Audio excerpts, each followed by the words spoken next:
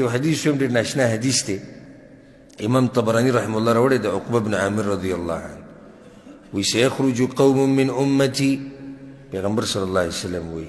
وإذا ما بأمت كي بديش خلق بيدايشي يشربون القرآن كشربهم اللبن القرآن بديش ويلك بيجيسكي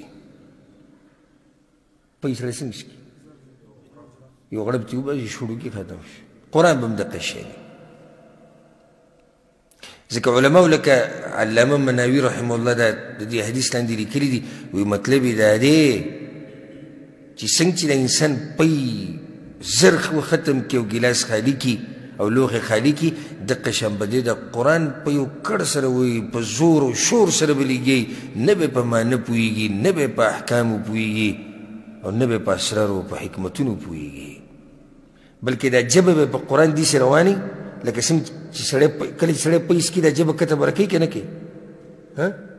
دقا شنبه دا جب دیزی کم دے کتب رکی اسا فائدہ بگی نشتی صرف تلاوت تے نو علماء دا دی دو معنی ذکر کری دی حدیث یو دا دا چی دا غیر دا دی معنی سر دا حدیث بھی برابر دے دلتا لیکن دا نن سبا چی دا خلق پر وجوه کی ختم کئی دریو رزو ختم دریو رزو نو پرون عجی سے قصو کڑا کرسی بانی ناستے ما تیرے خیال لے کہ نا پرون عجی سے قصو کڑا چی اغا قاری یاد کو چی اغا پیوز بندی پیو رکت کی اتل سپاری ویلی اتل سپاری ویلی دا شاعت خلقی بیخ بریاد ویسته دی نو تسوچو که اتل سپاری خوب دادی سنی ویلی چی ذالک الكتاب لا ریب فی دا بدای سی لگیا و پارا موتانا اتل سپاری ویلی اتل سپاری خوب دم سحل کرائی کنا نو چی بیا خلقو مولی سے براگیر کو چی قاری سے براگیر کو چی لگا اللہ دی پو کتا خدا خلق تبا کرو وی آگوی چی زمرا کتا کیدا خوبی بیا غملا نکتا کیدا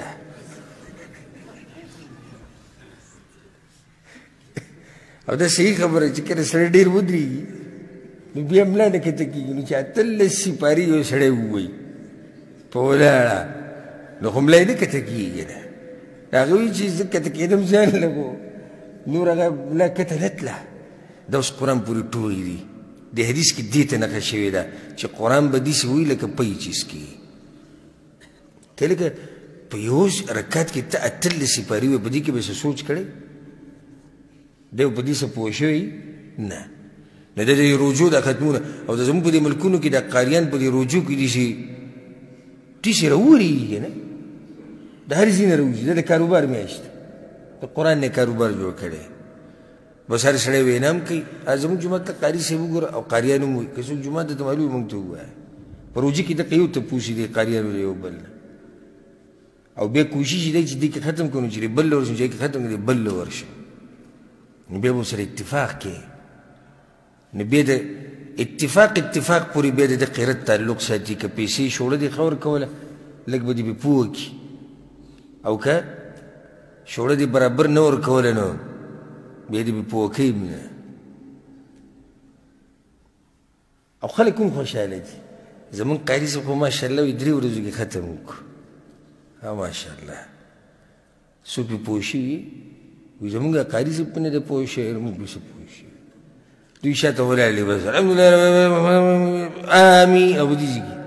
آمین سر و پتہ لگی اورت دالین سر و پتہ لگی صورت اخیرنے سر بتا معلوم ہے ام تینی شی معلوم ہو لے چا قرآن و تخٹیٹ یا دی ناغس سب دوم را معلوم کی چی دا اخیرنے ٹکی دا پلانی زیو ہوئے نور دتم دا پتنے لگی چی دے پا منز کی پا کم ذکی لگیا ہو اللہ اکبر اللہ اکبر اللہ اکبر اللہ اکبر دا او قرآن ختم شد با قرآن پر ٹوگی نہیں مذاق نہیں دا مذاق تی دا اللہ پا کتاب پوری الذین آتیناهم الكتاب يتلونه حق تلاوتي اللہ صفت کرے دا خلقو چی کتاب الولی قرآن کے الولی نو اگا حق ادا کی کم چی دا قرآن حق دی لیکن پیغمبر صلی اللہ علیہ وسلم نے ثابت تی چی کانا یقطع قراءته آیتا آیا پیغمبر صلی الله علیه وسلم په یو آیت ودرېدو جړل به پکې کوم ځای کې به د رحمت خبر و د الله نه به رحمت و ته کوم ځای کې به د عذاب و پناه به ونیوه په الله پورې داسې قرآن ویل پکار دي نو قرآن وایه او پوهېږي په نه چې څه دي پکې نو زموږ د اکثر قاریان زموږ د زمانې نه دا په قرآن باندې نه پوهېږي چې قرآن کې څه دي او څه نه دي او ټوغې او مذاق کوي لطیفې په دې قرآنونو پورې جوړې کړي دي د قاریانو دا حال دی لکه بعض صورتونو د نومونه داسې وي چې بای پسې بیا لطیفه جوړه کړي زما ذهن کې نه راځي خو د قاریانو او د طالبان چې قرآن یادوي دوی د صورتونو پورې نوم پورې خاندي کله نه کله او کله یو آیت پورې خاندي ټوغې کوي نو قرآن چې سړی د هغې لطیفې پې جوړوي او ټوغې پورې کوي والعیاذ بالله دی په قرآن څه پوه شي او څه به الله دته د قرآن هغه نور او هغه بصیرت هغه به ورته نصیب کړي هېڅکله نشي کېدی دویم معنی چا دا ذکر کړی د بعضو علماو وی د دې مطلب دا دی چې په دې امت کې به یو فرقه پیدا شي چې هغوی ته څه ویلی کېږي خوارج د خوارجو تفصیل ما مخکې کړی دی حدیث کې دی لا یجاوز تراقیهم چې دوی له مرونه به نه کوزېږي او د خوارجو هم یوه نښه ده